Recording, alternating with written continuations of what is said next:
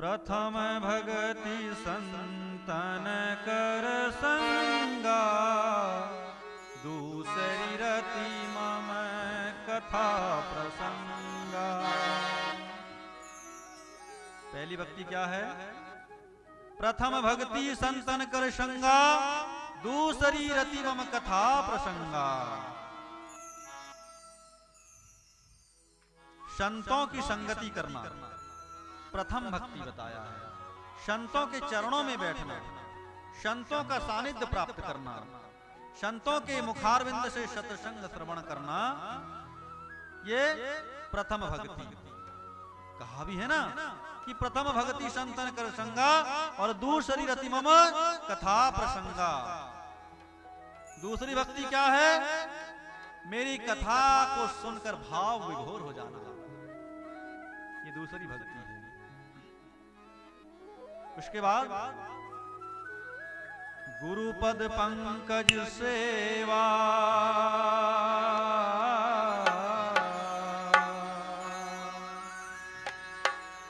गुरुपद पंकज सेवा और तीसरी भक्ति अमां। चौथी भक्ति मम गुण गण करही, करही कपट तजिगान। गुरुपद पंकज सेवा, गुरुपद पंकज सेवा, तीसरी भक्ति अमान। गुरु के चरण कमल की सेवा करना। क्या? गुरु के चरण कमल की सेवा करना, अभिमान को त्याग करके सेवा करना, ये तीसरी भक्ति है। और भगवान श्री रामचंद्र जी कह रहे कि मेरे गुणों का बखान करना, चौथी भक्ति है। तो आप समझ गए, ये चौथी भक्ति। अब पांचवी भक्ति क्या है? सर्व वेदांत। जहां पर गुरु की बात आती है तो एक बड़ा मार्मिक विषय हो जाता है। सर्व वेदांत सिद्धांत गोचरम तम गोचरम, गोविंदम परमानंदम सद्गुरु प्रणतो अज्यहम। जहां पर सभी वेदों के सिद्धांत को दिखाने वाले, अज्ञान अंधकार को दूर करने वाले परमानंद स्वरूप सद्गुरुदेव श्री गोविंद भगवान को मैं नमस्कार करता हूं। ये भाव रख करके अगर आप भगवान को भजते हैं, भगवान का स्मरण करते हैं, तो आपकी बिल्कुल चौथी भक्ति सफल हो जाती है। पांचवी भक्ति के विषय में कहते हैं, मंत्र जाप मम दृढ़ विश्वासा, मंत्र जाप मम दृढ़ विश्वासा, पंचम भजन सो वेद प्रकाशा।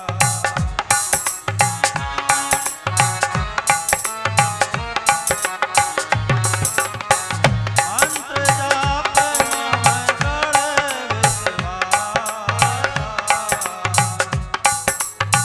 पंचम भजन सो वेद प्रकाशा, पंचम भजन सो वेद प्रकाशा।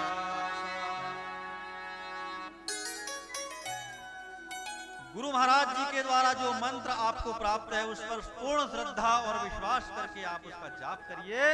मंत्र जाप मम दृढ़ विश्वास, वेद अनुकूल, जो वेदों का मार्गदर्शन है, जो शास्त्रों का आदेश है, उसके अनुसार पंचम भजन सो वेद प्रकाशा। भजन भी वेद के अनुकूल होना चाहिए, शास्त्रों के अनुरूप होना चाहिए। मन माना ढंग से, अपने अपने तरीके से भक्ति नहीं होती। जो वेद शास्त्र आदेश करते हो, जो वेद शास्त्रों के अनुसार चलने का मार्गदर्शन दिया गया हो, उसी प्रकार आप भक्ति करें। पंचम भजन सो वेद प्रकाशा, जो वेदों में आदेश दिया है, जो शास्त्रों में आदेश है, उसके अनुसार आप अगर चल रहे हो तो आप पंचमी भक्ति को आप सुधार करके आगे बढ़ रहे हैं। अब छठवीं भक्ति के विषय में कहा है कि षटदमशील षटदमशील विरति बहु कर्मा निरत निरंतर सज्जन धर्मा। क्या? षटदमशील विरति बहु कर्मा निरत निरंतर सज्जन धर्मा। कि हे सबरी मेरे मंत्र का श्रद्धा पूर्वक दृढ़ विश्वास के साथ भजन कर। पांचवी भक्ति वेदों में वर्णित आपको मैंने कहा। और षटदमशील विरति बहुकर्मा, समस्त छल कपट को त्याग करके। देखिए क्या होता है, छठी भक्ति में कहा है कि इंद्रियों को जीतना, शीलवान होना, वैराग्य और सत्कर्म में प्रीति तथा सज्जनों के धर्मों का निरंतर आचरण करना। छल कपट को त्याग कर महापुरुषों के कर्मों का अनुसरण करना, जिस मार्ग पर वो चले हैं उनके मार्गदर्शन पर चलना छठवीं भक्ति होती है। सातवीं भक्ति में क्या कहा है भगवान श्री रामचंद्र जी? क्या कह रहे हैं कि हे सबरी, और सप्तम सब मोही, सप्तम सब मोही मैं जग देखा, सा मोते संत अधिक कर लेखा। सप्तम सब मोही मैं जग देखा। क्या? सातवीं भक्ति है कि सृष्टि में, इस ब्रह्मांड में जितने भी जीव हैं, चराचर जगत में जितने जीव प्राणी हैं, उन सब के अंदर मुझे देख। अगर उन सब के अंदर मुझे देखेगी, कितने जीव हैं, कुत्ता, बिल्ली, सूअर, गधा, घोड़ा, सब के अंदर कहते हैं ना कि सिया राम मैं सब जग जानी, सिया राम मैं सब जग जानी, करहूं प्रणाम जो जुग पानी। रामचंद्र मानस इशारा करती है कि सिया राम मैं सब जग जानी। उसी प्रकार भगवान श्री रामचंद्र कह रहे हैं कि सप्तम सब मोही मैं जग देखे, मोते संत अधिक कर लेके। जितने चराचर सृष्टि में, ब्रह्मांड में जितने जीव समाये हैं, उन सब के अंदर मुझे देख, मेरा स्वरूप देख। अब बात आती है कि कुत्ते के अंदर भी देखना है प्रभु राम है, तो बात लागू होती कि अब गुस्से में कुत्ते को मारना नहीं है। अगर धोखे से आपका भोजन उठा ले, आपकी इच्छा मन पसंदीदा चीज को वो चुरा कर ले जा ले, तो आपको मारना नहीं है, क्योंकि भगवान श्री रामचंद्र जी का स्वरूप समाया है। और अगर आप कुत्ते को मारते हैं, बिल्ली को मारते हैं, जीव हत्या करते हैं, तो आपने तो भगवान को मारा, आपने तो भगवान को चोट पहुंचाई। अगर आपने इस चीज को नहीं समझा, सातवीं भक्ति को नहीं समझा, तो आप कतई राम को प्राप्त नहीं कर सकते। भाई भगवान श्री रामचंद्र जी कह रहे हैं ना कि सप्तम सब मोही माया जग देखे। समस्त ब्रह्मांड की जीव शक्ति में मुझे देखिए। जब आप इस भाव को प्रकट कर लेते हैं तो जगत से हिंसा खत्म हो जाएगी। रामचरितमानस को सब पढ़ते हैं पर समझते बिरले लोग। क्यों? हम ऐसा क्यों कह रहे हैं? उत्तरकांड के 910 पेज पर एक बड़ा ही दोहा लिखा हुआ है, मार्मिक। देखिए, तामस धर्म करहि नर और जप तप मख अरुदान। क्या? तामस धर्म करहि नर और जप तप मख अरुदान, देव न बरसहि धरनि भय, जाम न उग वही धान। आप रामचरितमानस को खोलकर देखना, उत्तरकांड के 910 पेज पर। पेज क्रमांक इधर उधर हो सकता है, क्योंकि रामायण छोटी बड़ी हर प्रकार की होती है, लेकिन उत्तरकांड में आपको ये दोहा मिलेगा। क्या कहते हैं? गोस्वामी तुलसीदास जी ने लिख दिया कि तामस धर्म करहि नर।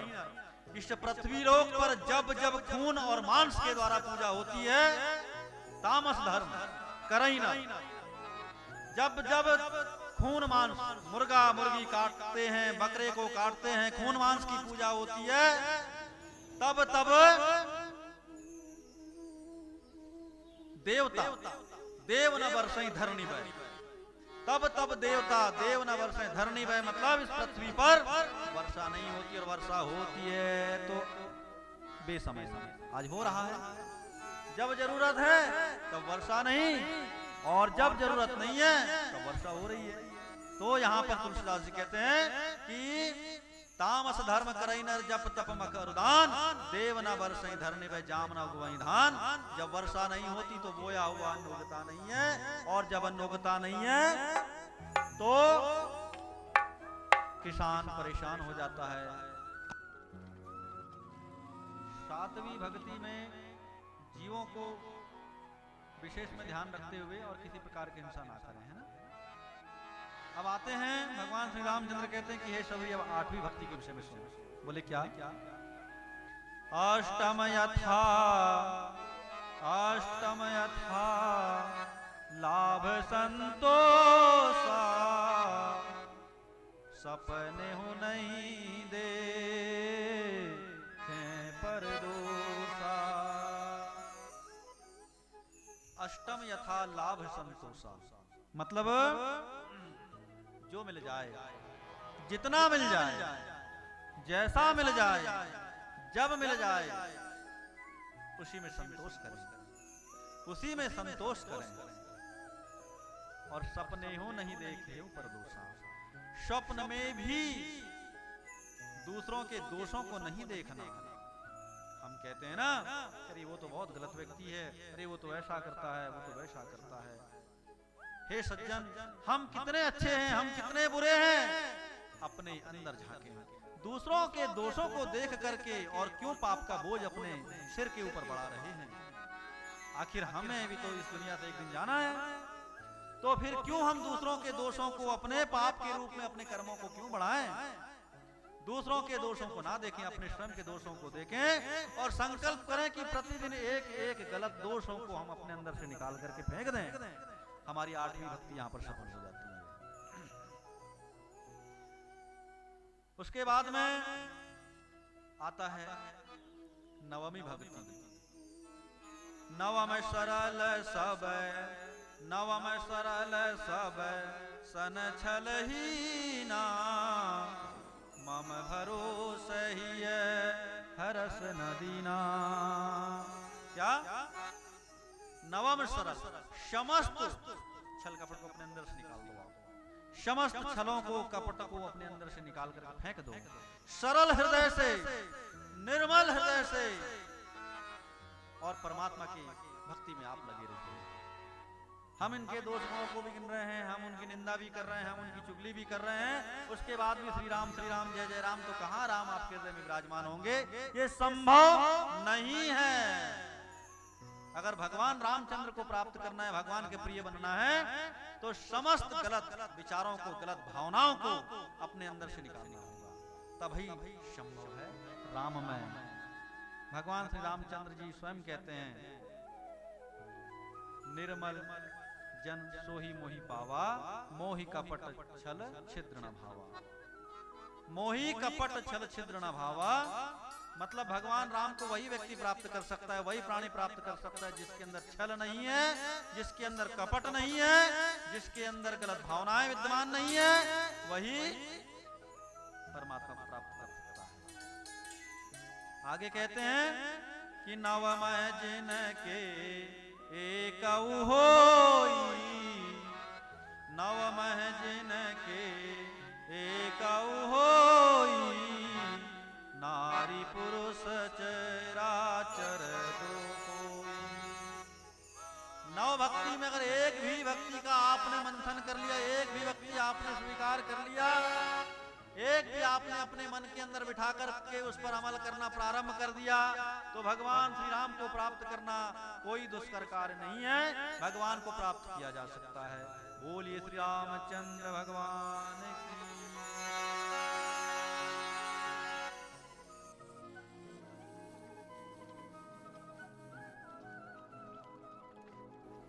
एक बड़ा गूढ़ प्रश्न आता है, वो क्या है? अध्यात्म क्या है? यदा कदा। और व्यक्ति कहते हैं कि भाई अध्यात्म, अध्यात्म क्या है, अध्यात्म की परिभाषा क्या है, अध्यात्म से शब्द से क्या आशय। तो इस चीज को समझना चाहिए कि वास्तव में अध्यात्म है क्या चीज। तो हम बताने जा रहे हैं आपको कि अध्यात्म क्या है।